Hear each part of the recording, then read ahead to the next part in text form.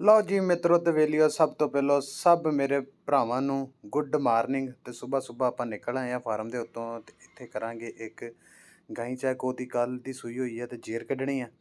ਤੇ ਹੁਣ ਭਾਈ ਜਿਹੜਾ ਨਾ ਇਹ ਮੱਝ ਨੂੰ ਪਾਣੀ ਪਿਲਾ ਕੇ ਲੈ ਗਿਆ ਵੇ ਤੇ ਹੁਣ ਲੈ ਕੇ ਆਊਗਾ ਗਾਈ। ਤੇ ਗਾਈ ਨੇ ਕੱਲ ਦਾ ਬੱਚਾ ਦਿੱਤਾ ਹੋਇਆ ਤੇ ਬੱਚਾ ਜਿਹੜਾ ਨਾ ਉਹ ਵੀ ਅਸੀਂ ਕੱਢਿਆ ਸੀਗਾ ਤੇ ਬੱਚਾ ਅੰਦਰ ਡੈਡ ਹੋ ਗਿਆ ਸੀਗਾ।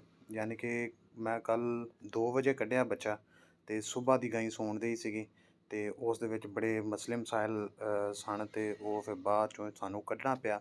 ਤਾਂ ਬੜਿਆਂ ਮੁਸ਼ਕਲ ਦੇ ਨਾਲ ਉਹ ਬੱਚਾ ਕੱਢਿਆ। ਤੇ ਹੁਣ ਇਹਦੀ ਚੇਰ ਕੱਢਾਂਗੇ ਤੁਹਾਨੂੰ ਦਿਖਾਉਂਦੇ ਨਾਲ।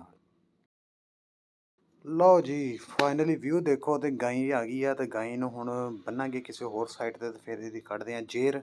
ਤੇ ਜੇਰ ਕੱਢਣ ਤੋਂ ਬਾਅਦ ਜਿਹੜੇ ਮਾਮਲਾ ਤਾਂ ਉਹ ਵੀ ਤੁਹਾਡੇ ਨਾਲ ਸ਼ੇਅਰ ਕਰਦੇ। ਨਹੀਂ ਪੈ ਜਾਣਾ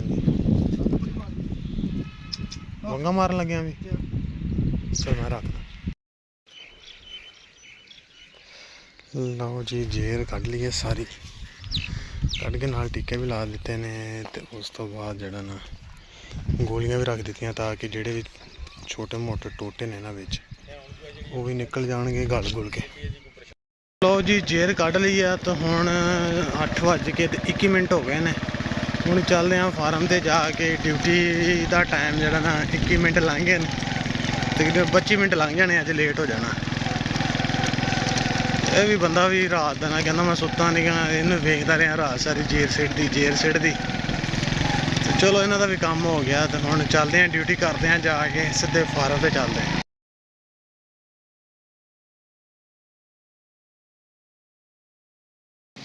ਲਓ ਵੀ ਹੁਣ ਆ ਗਏ ਹਾਂ ਜੀ ਫਾਰਮ 'ਤੇ ਜਾ ਕੇ ਦੇਖਦੇ ਹਾਂ। ਇੱਕ ਖਰਗੋਸ਼ ਰਾਤ ਨੂੰ 11 ਵਜੇ ਉਹਦੇ ਨੱਕ ਦੇ ਵਿੱਚੋਂ ਬਲੱਡ ਆ ਰਿਹਾ ਸੀਗਾ, ਉਸ ਟਾਈਮ ਉਹਦਾ ਟ੍ਰੀਟਮੈਂਟ ਕਰ ਦਿੱਤਾ ਸੀ। ਦੇਖਦੇ ਹਾਂ ਬਚਿਆ ਕਿ ਰੁੜ ਗਿਆ ਗਾ।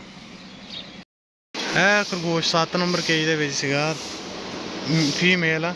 ਇਹਦੇ ਨੱਕ ਦੇ ਵਿੱਚੋਂ ਨਾ ਰਾਤੀ ਖੂਨ ਨਿਕਲਣ ਦਿਆ ਸੀ। ਮੂੰਹ ਮਾਤ ਹੋ ਗਿਆ ਨਾ ਤਾਂ ਮੈਂ ਚੰਗੀ ਤਰ੍ਹਾਂ ਤੇ ਬਰੂਫਨ ਦੀ ਇੱਕ ਨਾ ਸਰਿੰਜ ਮੈਂ 1 cc ਬਰੂਫਨ ਦਾ ਸਿਰਪ ਲਾ ਦਿੱਤਾ ਸੀ।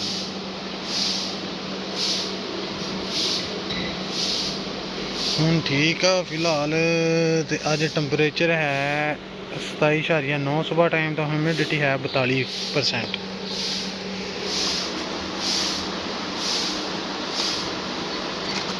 ਐਕਟਿਵ ਹੁਣ ਮਾਸ਼ਾਅੱਲਾ ਠੀਕ ਆ। ਹਾਲੇ ਹੁਣ ਆ ਗਿਆ ਜੀ ਬੱਚਿਆਂ ਵੱਲ ਤੇ ਬੱਕਰੀਆਂ 'ਚ ਮਾਸ਼ਾਅੱਲਾ ਫੇਰਾ ਮਾਰ ਲਿਆ। ਬੱਕਰੀਆਂ ਮਾਸ਼ਾਅੱਲਾ ਸਾਰੀਆਂ ਬਿਲਕੁਲ ਬਿਹਤਰੀਨ, ਕੋਈ ਮੋਕ ਨਹੀਂ, ਕੋਈ ਲੈਣਾ ਨਹੀਂ, ਕੋਈ ਦੇਣਾ ਨਹੀਂ, ਬਿਹਤਰੀਨ ਇਨਟੇਕ ਵੀ ਕਰ ਰਹੀਆਂ ਵਾ, ਖੁਰਾਕ ਖਾ ਰਹੀਆਂ ਸਕੂਨ ਦੇ ਨਾਲ।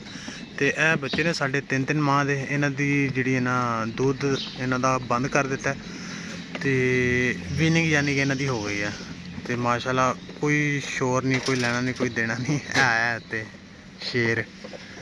ਤੇ ਇਹਨਾਂ ਨੂੰ ਅਸੀਂ ਫਿਲਹਾਲ ਜਿਹੜਾ ਨਾ ਕਿਡ ਕੇਅਰ ਇਸਤੇਮਾਲ ਕਰ ਰਹੇ ਹਾਂ। ਕਿਡ ਕੇਅਰ ਦੇ ਵਿੱਚ ਅਸੀਂ 18% ਪ੍ਰੋਟੀਨ ਜਿਹੜੀ ਨਾ ਇਹਨਾਂ ਬੱਚਿਆਂ ਨੂੰ ਦੇ ਰਹੇ ਹਾਂ ਤਾਂ ਕਿ ਇਹਨਾਂ ਦੀ ਗਰੋਥ ਜਿਹੜੀ ਨਾ ਬਿਹਤਰੀਨ ਰਹੇ। ਨਾਲ ਅਸੀਂ ਲੂਸਨ ਦੀ ਹੇਅ ਇਸਤੇਮਾਲ ਕਰ ਰਹੇ ਹਾਂ। ਸਕੂਨ ਦੇ ਨਾਲ ਮਾਸ਼ਾਅੱਲਾ ਬੱਚੇ ਖਾ ਪੀ ਰਹੇ ਨੇ। ਕਰ ਰਹੇ ਹਾਂ ਜੀ ਅਸੀਂ ਜਿਹੜੇ ਹੈ ਨੇ ਨਾ 6 ਤੋਂ 7 ਮਹੀਨੇ ਦੇ ਬੱਚੇ ਦੇ ਨਾਲ ਜਿਹੜੇ ਵੱਡੇ ਬਰੀਡਰ ਨੇ ਉਹਨਾਂ ਦੀ ਜਿਹੜੀ ਡਿਵਰਮਿੰਗ ਕਰ ਰਹੇ ਹਾਂ। ਅਲਬੰਡਾਜ਼ੋਲ ਦੇ ਸਾਸ਼ੇ ਜਿਹੜੇ ਨੇ ਅਸੀਂ ਮਿਕਸ ਕਰ ਲਏ ਹੋਏ ਨੇ। ਇਹ ਜਿਹੜੇ ਇੱਧਰ ਵਾਲੇ ਹੋ ਗਏ ਨੇ, ਇਹ ਤਕਰੀਬਨ ਸਾਡੇ ਪਿੱਛੇ ਰਹਿ ਗਏ ਨੇ 5-6 ਜਾਨਵਰ, ਉਹਨਾਂ ਦੀ ਰਹਿ ਗਈ ਹੈ। ਇਹ ਬੱਕਰਾ ਵੀ ਆ ਗਿਆ, ਇਹ ਵੀ ਬਰੀਡਰ ਅਸੀਂ ਛੱਡਿਆ ਹੋਇਆ ਸੀਗਾ ਇਸ ਦਫਾ। ਤੇ ਇਹਨਾਂ ਦੀ ਡਿਵਰਮਿੰਗ ਜਿਹੜੀ ਨਾ ਹਰ 3 ਮਹੀਨੇ ਤੋਂ ਬਾਅਦ ਲਾਜ਼ਮੀ ਹੁੰਦੀ ਹੈ।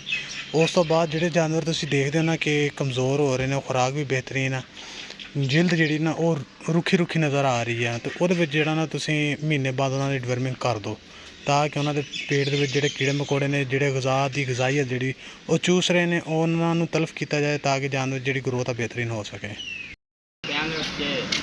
ਬੱਦਲ 'ਚ ਰਿਹਾ ਬਾਹਰ ਬੱਦਲ ਦੇ ਰਹੀ, ਅਗਲੇ ਦਿਨ ਦੇ ਰਹੀ ਆਈ ਹੈ ਨਾ। ਹਾਂਜੀ ਬਾਹਰ ਹੈ ਨਾ ਥਰਮੋਮੀਟਰ ਲਾ।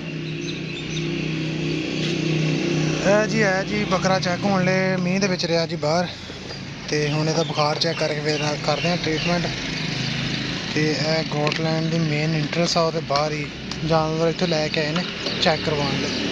ਇਹ ਵਾਲੀ ਸਾਡੀ ਬੱਕਰੀ ਜਿਹੜੀ ਨਾ ਥੋੜ੍ਹੀ ਜਿਹੀ ਨਾ ਕਮਜ਼ੋਰ ਹੋ ਗਈ ਆ।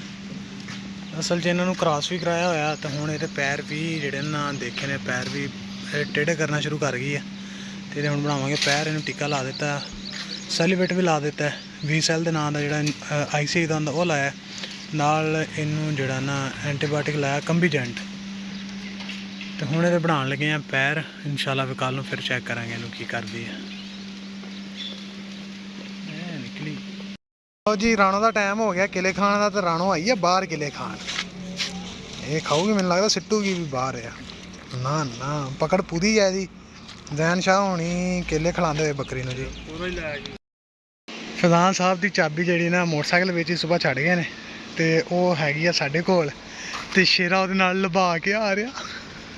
ਸ਼ੇਰਾ ਲੱਭੀ ਨਹੀਂ ਨਾ ਇਹ ਕੋਈ ਨਹੀਂ ਲੱਭੀ। ਤੇ ਅੱਜ ਹਲੇ ਲੱਭਣ ਵੀ ਕੋਈ ਨਹੀਂ, ਜਿੰਨੇ ਦੇਰ ਸਾਡਾ ਮੂਡ ਨਾ ਹੋਇਆ। ਹਾਂ ਨਾ ਡੀਲ ਬਣੀ ਤੇ ਲੱਭ ਜਾਣੀ। ਖੁਦਾ ਤਸਵੀਰ ਯਾਰ ਕੁਛ ਹੈ ਨਹੀਂ। ਲਓ ਜੀ ਫੈਜ਼ੀ ਸਾਹਿਬ ਮੋਟਰਸਾਈਕਲ ਵੀ ਕੱਢ ਲਏ ਆ। ਹੁਣ ਕਦੀ ਦਫ਼ਤਰ ਤੇ ਕਦੀ ਸਟਾਕ ਘੁੰਮ ਰਹੇ ਨੇ ਹਲੇ।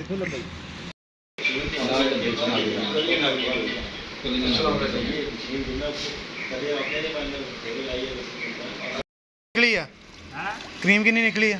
ਕਰੀਮ ਹਾਂ ਕਰੀਮ ਨਿਕਲੀ ਆ 80 ਗ੍ਰਾਮ 80 800 800 ਗ੍ਰਾਮ 15 ਕਿਲੋ ਦੁੱਧ ਚੋਂ ਕੱਢ ਨਿਕਲੀ ਆ ਲਗੀ।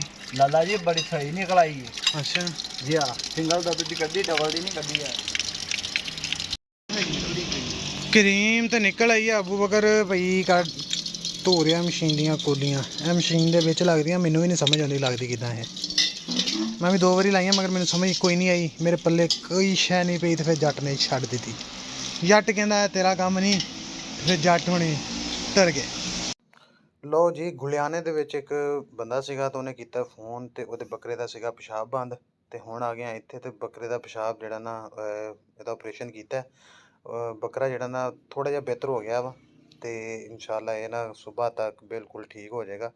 ਤੇ ਹੁਣ ਆ ਗਏ ਹਾਂ ਜੀ ਆਪਾਂ ਜ਼ਮਜ਼ਮ ਪੀਜ਼ੇ ਤੇ ਆਸਮ ਭਾਈ ਨੇ ਫੋਨ ਕੀਤਾ ਕਿ ਆਉਂਦੇ ਹੋਏ ਬਰਗਰ ਜਿਹੜੇ ਨਾ ਲੈ ਕੇ ਆਓ ਸਿੰਗਰ। ਤੇ ਹੁਣ ਉਹ ਲੈ ਕੇ ਚੱਲਦੇ ਹਾਂ ਫਾਰਮ ਤੇ। ਸੌਂ ਜਾ ਮਮਾ ਗਿੱਦੜ ਵਾਂਗੂ ਝਾਕੀ ਜਾਂਦਾ ਇੱਕ ਬੱਚੇ ਮੂੰਹ ਕੱਢ। ਮੁਰਸ਼ਦ ਕਿਉਂ ਨਹੀਂ ਸੌਂਦੇ ਆ? ਕੌਣ ਹੈ ਇਹ ਸਿਜੜੀ ਸੀੜੀਏ ਸੌਂ ਜਾ ਤੱਪੀ ਤੇ ਸਵੇਰੇ ਮੱਥੇ ਨਾ ਲੱਗੀ। ਸਵੇਰੇ ਕਰੀਮ ਵੀ ਕਢਾ ਕੇ ਲਿਆਉਣੀ ਜੇ ਉੱਥੋਂ। ਕਿੱਥੋਂ ਕਰੀਮ ਕਢਾ ਲੈਣੀ? ਜਿੱਥੋਂ ਅੱਗੇ ਕਢਾ ਕੇ ਲਿਆਉਂਦੇ ਆ। ਐਡੀ ਸੋਹਣੀ ਮੈਂ ਕੱਢ ਦਿੰਦਾ ਇੱਥੇ। ਐਡੀ ਸੋਹਣੀ ਜਿਹੜੀ ਤੂੰ ਕੱਢਣਾ ਹੈ ਨਾ 15 ਕਿਲੋ ਚੂ 15 ਕਿਲੋ 1000 ਗ੍ਰਾਮ ਕਰੀਮ ਨਿਕਲਣੀ ਚਾਹੀਦੀ ਹੈ। ਤੂੰ ਕਦੇ 400 ਦੇ ਛੱਡਣਾ, ਕਦੇ 600 ਦੇ ਛੱਡਣਾ। ਲੱਲਾ ਜੀ ਉਹ ਮਸ਼ੀਨ ਹੀ ਇੰਜ ਦੀ। ਮੇਰਾ ਕੀ ਨਾਮ ਹੈ? ਫਿਰ ਸਵੇਰ 7 ਵਜੇ ਉੱਥੇ ਪਹੁੰਚਣਾ ਜੇ ਖੈਰ ਨਾਲ ਦੁੱਧ ਲੈ। ਕਿੱਥੇ 7 ਵਜੇ ਪਹੁੰਚਣਾ ਸੀ? ਦੁਕਾਨ ਤੇ 7 ਵਜੇ ਖੁੱਲਦੀ ਆ। ਹਾਂ 7 ਵਜੇ ਖੁੱਲ ਜਾਂਦੀ ਆ। 8 ਵਜੇ ਉਹ ਖੁੱਲਦੀ ਆ।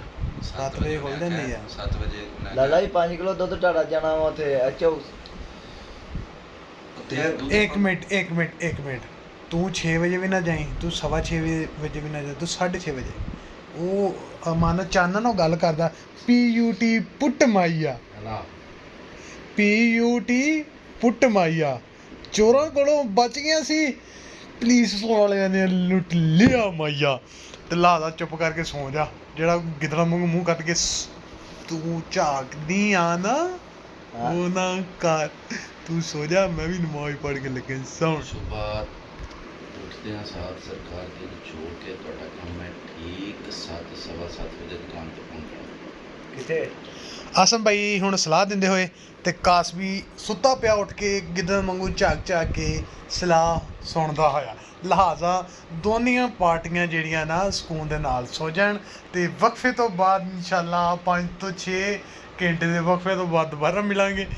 ਤੱਕ ਉਸ ਵਕਤ ਤੱਕ ਲਈ ਅੱਲਾ ਹਾਫਿਜ਼, ਬਾਏ ਬਾਏ, ਟਾਟਾ ਬਾਟ।